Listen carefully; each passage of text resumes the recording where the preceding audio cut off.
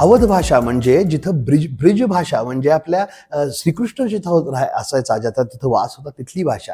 अशाच भाषेत पूर्ण आयुष्यभर शिवछत्रपतींच्या प्रतापांची गाथा गाणारे कविभूषण यांच्या कवनांचा आस्वाद घेण्यासाठी म्हणून बनवलेली ही शृंखला. या शृंखलेत मी तुमचं स्वागत करतो. या प्रत्येक भागात आपण नवनवीन कवन घेऊन येत असतो. या भागातील कवन अतिशय भन्नाट आहे.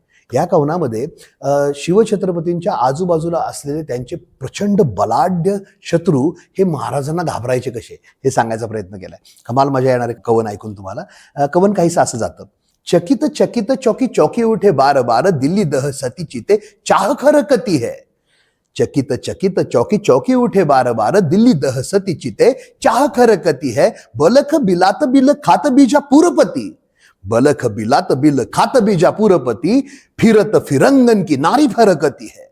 फिरत फिरंगन की नारी फरकती है. थर थर कापत कुतुबशाही गोलकोंडा. थर थर कापत कुतुबशाही गोलकोंडा, हरी हबस भूप भीर फरकती है. सिंह शिव राज तेरा घोसा की दुकार सुनी. सिंह शिव राज तेरे घोष की दुकार सुनी, केत पात साहन की छाती दरकती है. केत पात साहन की छाती दरकती है. भन्नाट की नाही. कवनाचा रसग्रहण पाहूयात. काय रसग्रहण पाहिल्यानंतर तुम्हाला व्यवस्थित लक्षात येईल की काय म्हणते. पहिलं काय, चकित चकता चौकी चौकी उठे बार बार. चकत्ता हा वंश आहे औरंगजेबाचा.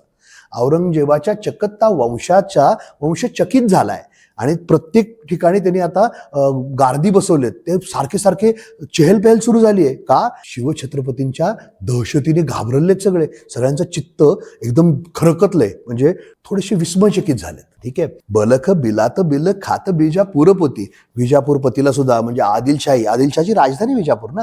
विजापूरचा पती म्हणजे आदिलशहाला सुद्धा अक्षरशः काही सुधरेल असं झालंय.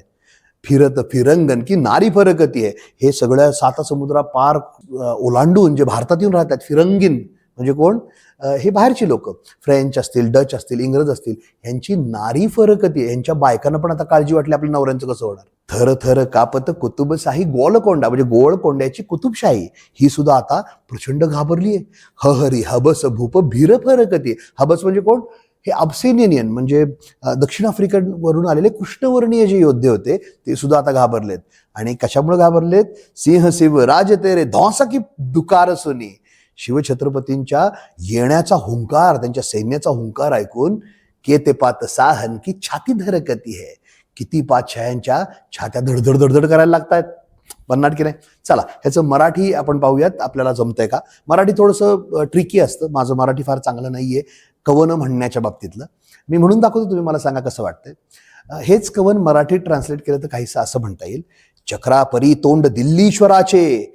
चक्रापरी तोंड दिल्लीश्वराचे, फिरे विस्मयी खिन्नता पावतो. ज्या की विजापूर वाला मुखाला, किती गोळ कोंडा पती कापतो. जे वाजले दक्षिणेच्या नृपाचे, नगारे रणोत्साह संवर्धक. जो वाजले दक्षिणेच्या नृपाचे, नगारे रणोत्साह संवर्धक. हा हा असा हबशिणी शब्द झाला, फिरंगी दडे सागरी विन्मुख. फिरंगी दडे सागरी विन्मुख. मला अपेक्षा आहे की तुम्हाला हे कवन आवडलं असेल. पुढच्या भागात भेटूयात नवीन कवन घेऊन. तोपर्यंत जय शिवराय.